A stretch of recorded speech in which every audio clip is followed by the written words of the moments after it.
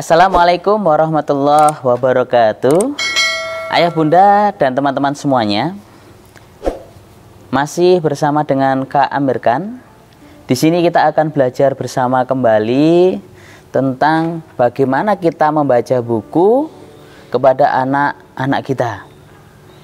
Di sini Kak Amir akan mencontohkan salah satu buku yang sudah Kak Amir punya. Ini bukunya ya. Ini buku Kak Amir beli di toko buku. Buku ini berjudul Usamah bin Zaid, Panglima Muda Belia. Buku ini dikarang oleh Rina Novia. Kemudian buku ini diterbitkan oleh penerbit Zikrul Hakim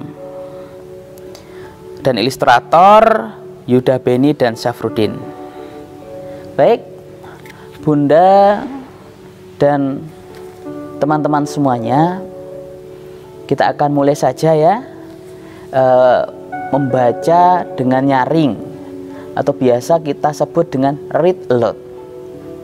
Metode ini sudah sering dipakai, bahkan skalanya internasional, tidak hanya nasional saja, tapi sudah skalanya internasional. Metode ini dipakai, yaitu metode read aloud, membaca dengan nyaring. Kita saksikan bersama-sama ya. Mari kita belajar untuk terus membaca. Terima kasih. Kita saksikan sekarang juga.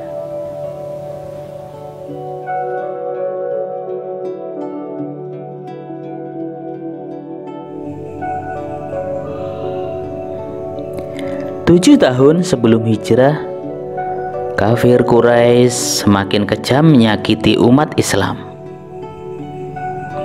Suatu hari, kesedihan Rasulullah sirna ketika seorang utusan menyampaikan berita.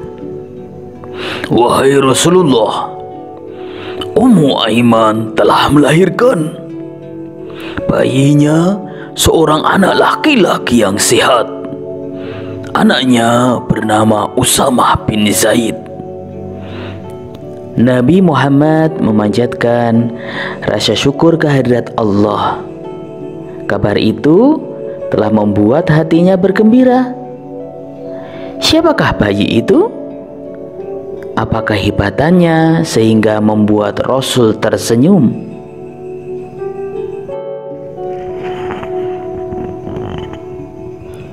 Bukan hal yang aneh jika Rasulullah bersuka cita. Ibu yang melahirkan adalah perempuan mulia. Ummu Aiman merupakan wanita Habsyi yang dihormati Rasulullah. Ummu Aiman adalah mantan pembantu Aminah, ibunda Rasulullah. Perempuan berkulit hitam itu sangat menyayangi Rasul. Dia mengasuh Nabi Muhammad semasa kecil. Bagi Nabi Muhammad, Ummu Aiman seperti ibu kandung. Umat Islam turut gembira menyambut kelahiran Usamah. Mereka memang menyukai segala yang disenangi Nabi Muhammad. Sejak bayi, Usamah mendapat panggilan kesayangan. Orang menyebutnya Al-Hib wa Ibnul Hib, artinya kesayangan dan anak kesayangan. Adik-adik, paham maksud dari gelar itu? Maksudnya ayah dan anaknya sama-sama kesayangan Rasulullah. Ayah Usamah, Zaid bin Harisah, adalah kesayangan Rasulullah. Sedangkan Usamah sendiri juga disayangi oleh Rasulullah.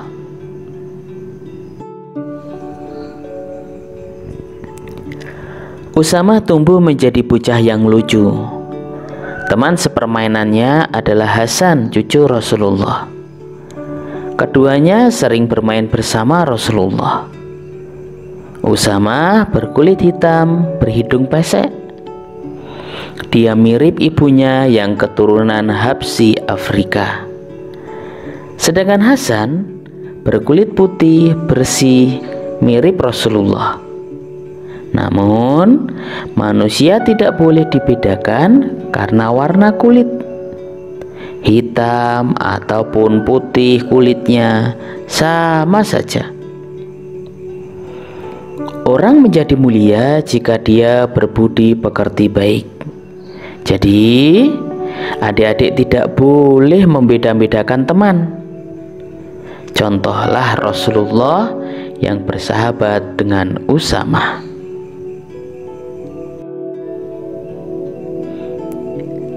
Nabi Muhammad menyayangi kedua anak itu.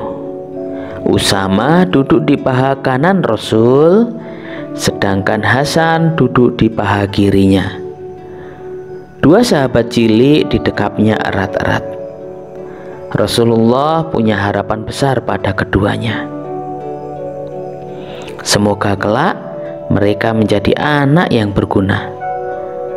Nabi Muhammad berdoa, "Ya Allah, aku menyayangi kedua anak ini, maka sayangi pulalah mereka."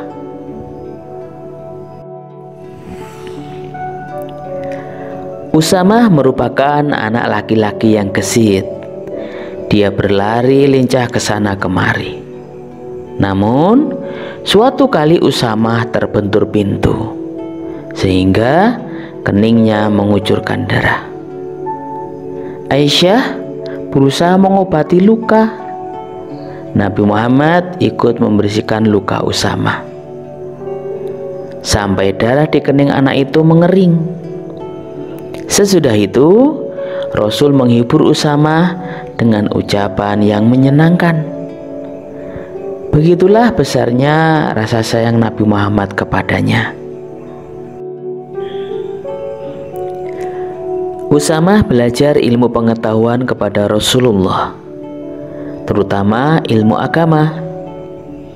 Dia anak pintar yang cepat memahami pelajaran. Nabi Muhammad juga mengajarinya keberanian, suatu sifat yang harus dimiliki setiap muslim. Kesalehannya tampak dalam amalan sehari-hari. Berbagai sifat mulia terdapat pada diri Usamah, sedangkan perbuatan buruk dijauhinya. Masyarakat sering memuji budi pekerti Usamah, sehingga orang tua dan Rasulullah semakin bangga. Suatu hari, penduduk Madinah sangat sibuk untuk mempersiapkan perang Uhud. Usamah berkata, "Wahai Rasulullah, kami juga ingin ikut berperang membela agama. Izinkanlah kami pergi bersamamu." Tetapi keinginan Usamah beserta teman-teman ciliknya ditolak. Mereka terlalu kecil untuk ikut berperang. Usamah bin Zaid pulang sambil menangis. Dia kecewa tak dibolehkan menyertai Rasulullah berperang.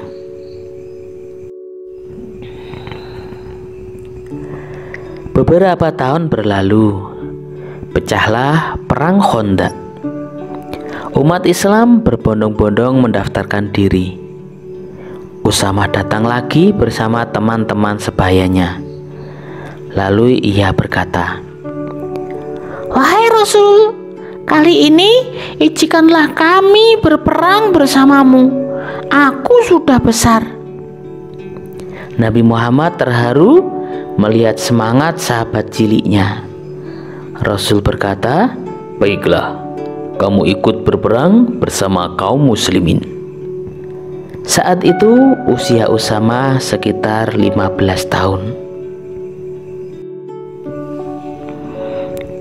Sejak itu Usamah dipercayai ikut berperang. Berbagai medan tempur berhasil dimenanginya. Usamah juga mengikuti perang Mu'tah. Ketika itu ayahnya Zaid bin Harithah menjadi panglima. Namun pasukan Romawi terlalu banyak jumlahnya. Usama menyaksikan ayahnya syahid sebagai pahlawan. Kematian ayahnya tak membuatnya patah semangat. Dia tetap bertempur bersama Panglima Khalid bin Walid hingga pasukan muslimin berhasil lolos dari tentara Romawi. Perang yang berkecamuk dahsyat pun usai. Usama menerima kematian ayahnya dengan kesabaran. Jasad ayahnya dimakamkan dengan baik. Lalu Usama bersama pasukan Islam pulang ke kota Madinah. Ketika itu Usama masih remaja, namun keimanannya sangatlah kuat. Wajar jika dia bersedih dengan kematian ayahnya, tapi ia tak mau larut dalam kesedihan. Usama siap melanjutkan perjuangan ayahnya. Rasulullah semakin bangga dan sayang kepadanya. Usama telah menunjukkan keimanan yang luar biasa. Nabi Muhammad memberikan pakaiannya kepada Usama. Baju itu harganya cukup mahal dan baru sekali dipakai oleh Rasulullah di hari Jumat. Hadiah itu merupakan penghargaan Rasul kepadanya. Usama menerima dengan gembira. Dia selalu memakai baju itu ketika berkumpul bersama temannya. Tahun ke-11 Hijriah, pasukan Romawi kembali mengancam. Nabi Muhammad segera menyiapkan pasukan. Abu Bakar, Umar bin Khattab, Sa'ad bin Abi Waqqas, Abu Ubaidah bin Jarrah, dan yang lainnya turut serta. Mereka adalah pahlawan Islam yang sudah tua dan berpengalaman. Anehnya, Rasulullah melantik Usamah bin Zaid sebagai panglima. Anak remaja memimpin para pejuang Islam yang lebih tua darinya. Padahal usia Usamah baru berkisar 17 tahun. Keputusan itu mengejutkan semua orang. Kaum munafik menyebarkan fitnah. Mereka berkata, Rasul melantik anak ingusan menjadi komandan.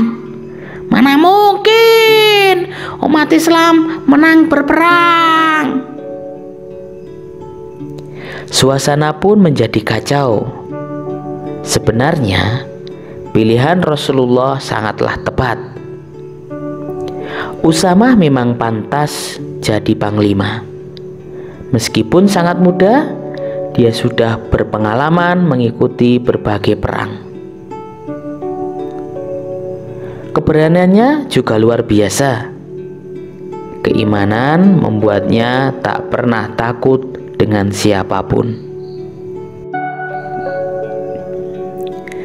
Saat itu Rasulullah sedang sakit, tapi beliau memaksakan diri keluar rumah. Nabi Muhammad membela pilihannya. Tidaklah aneh bila kalian orang-orang munafik menolak Usamah, sebab dulu kalian juga menolak ayahnya menjadi panglima. Nabi Muhammad melanjutkannya, demi Allah, Usamah bin Zaid pantas memimpin pasukan. Dia orang yang sangat aku cintai. Maka aku wasiatkan kalian untuk mematuhi komandannya.